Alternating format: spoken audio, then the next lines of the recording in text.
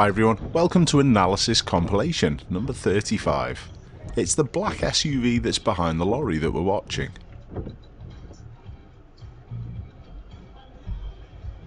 And this driving school vehicle that's just come into the right hand side of the screen.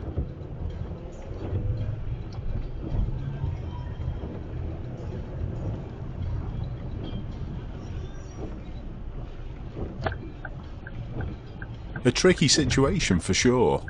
Let's have a look in a little more detail. If we look where the black SUV started, we can see that they're in lane 1, or the one behind the lorry and my viewer Smiler Bob. And this is one of the two lanes that go ahead at the roundabout. The lorry's only just able to clear, and the driver of the black SUV chooses lane 2.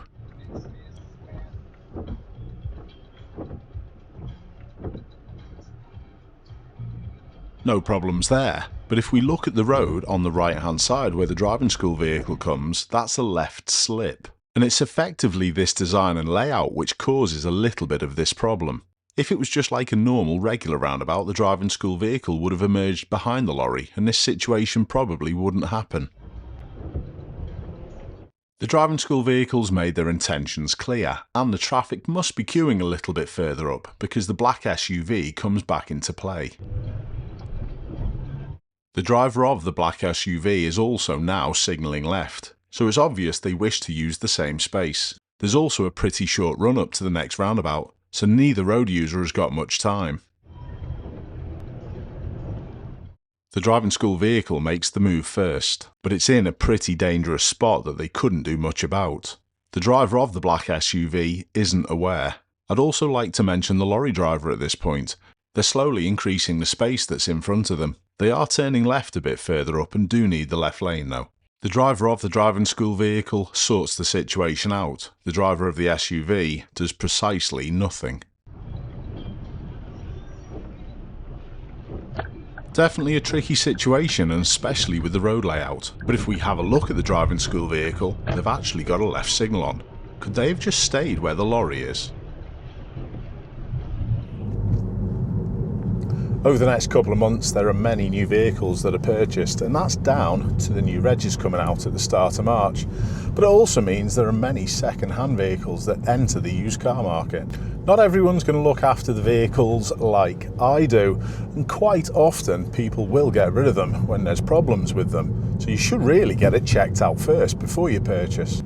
Using the service Car Vertical provides is really quick and easy. All you do is just put the registration or VIN number into the website and you'll get sent a detailed report, usually within about 90 seconds.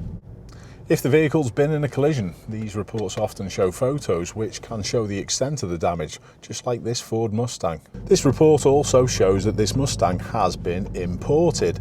Now that's an area outside my expertise. I'd need to look into this vehicle in a lot more detail if I was going to spend my hard-earned money on it. And that's exactly what these reports are designed to do. They give you a starting point to help you make that correct decision. And if you do use Car Vertical, please do check out the links in the description or use the code Ashley, because then you're going to save yourself 20% on checking out your next potential purchase. Thanks Car Vertical. This clip has similar traits to the first one that we looked at, but it's obviously in a different scenario. Two road users move towards each other to use a lane in between the both of them. It's the silver Volkswagen that we're interested in, and obviously my viewer.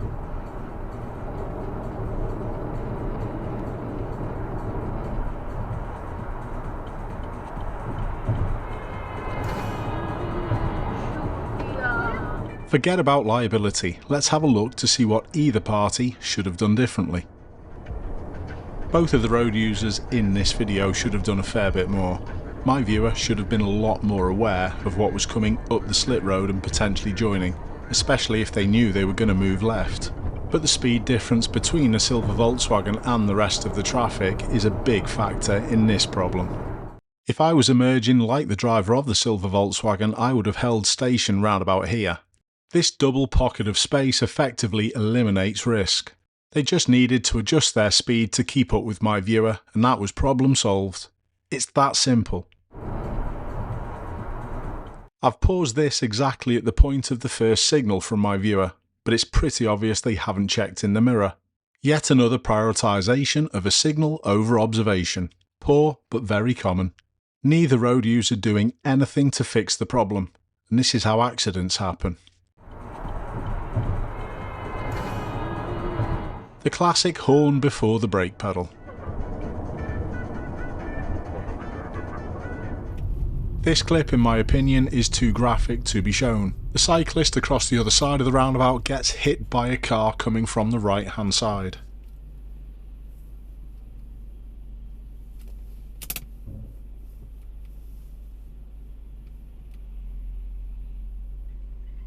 Oh shit.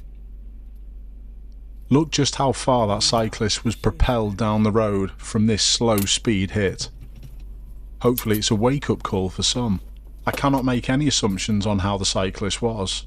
I'd only be guessing. I literally don't know. Because we can't see further to the right hand side, it's impossible to do any analysis on the red cars driving. I'm suspecting they were looking out for cars, and because they didn't see any, they went. If I was cycling though, I don't think this would have caught me out. But don't forget, not everyone's going to have the skill to potentially cope with your fatal errors when you're driving your motor vehicle. If you are a decent cyclist, please let me know in the comments what you think you could have done differently to stop this from happening. And my last point is this, it's to all the people who say about their experience and how many years of driving they've had on the road. Don't be complacent the older we get.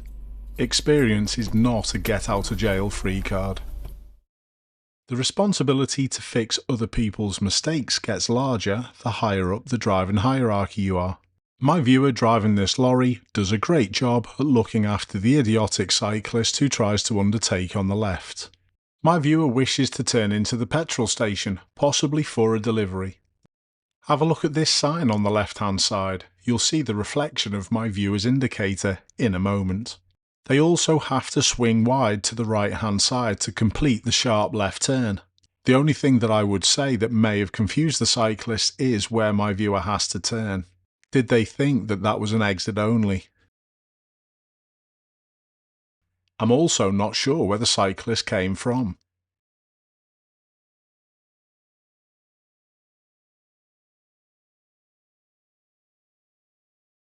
But my viewer did well to stop anything serious. It was also good to see my viewer getting out and checking on the cyclist, who seemed to be perfectly fine.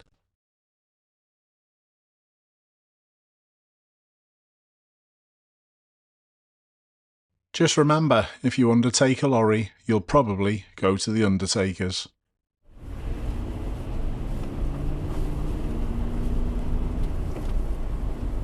Oddly, you'd have thought up here would feel worse, but actually the tyres are feeling much better. Yeah. I think it must have just been back there was a particularly cold and icy section. So, back there was a particularly cold and icy section, but I'm going to continue further up the mountain. I wonder what's going to happen with this clip. Having said that, they're definitely looking worse on the road, isn't it? It's definitely looking more icy. I've spent this episode looking at, as normal, both parties and what they could have done differently. But unfortunately, there's not two parties to look at with this clip. It's just my viewer.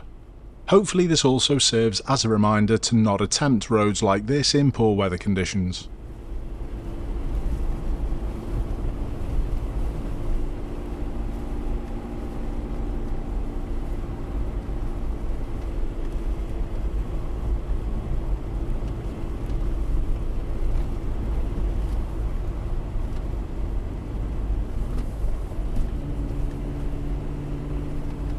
I don't understand what's going on.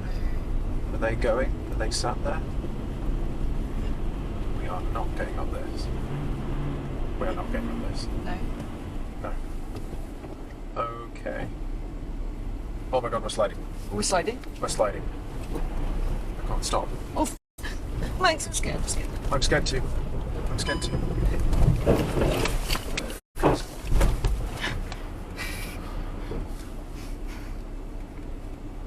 Okay. I'm going to park down here. Yeah. You okay? Mhm. We're good. Are you okay? Yeah, fortunately I managed to steer us the right way.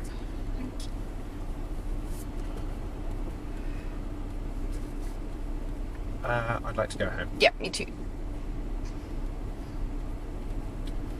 We're going to park up, signal to them that we're okay, Yeah. because they might be a bit worried. Oh my god. Never in my life have I had that happen before. Breathe, we're okay, we're still alive. Yeah? Yeah?